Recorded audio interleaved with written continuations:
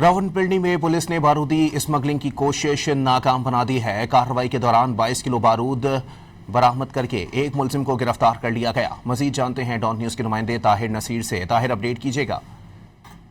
जी बिल्कुल, देखिए थाना न्यू एयरपोर्ट रावलपिंडी पुलिस ने एक बड़ी कार्रवाई करते हुए बारूद स्मगलिंग की कोशिश नाकाम बना दी है। थाना एयरपोर्ट में तैनात एसएचओ जवाद शाह ने टीम के हमरा एक कार्रवाई के दौरान 22 किलोग्राम जो बारूद था वो बरामद किया और एक मुलजिम जिसका नाम मोहम्मद सलीम है वो गिरफ्तार किया गया।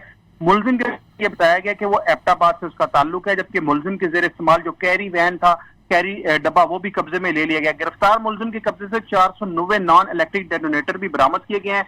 कब्जे में ली गई वैन से 1000 मीटर तार भी बरामद की गई है। मुलजिम को गाड़ी और बारूद समेत थाना न्यू एयरपोर्ट पर मुंतकिल कर दिया गया, जबकि जो थाना न्यू एयरपोर्ट के हाल ही में तैनात होने वाले एसएचओ जवाद शाह हैं, उन्होंने मुलजिम के खिलाफ मुकदमा भी दर्ज करवा दिया है। जी बहुत शुक्रिया ताहिर।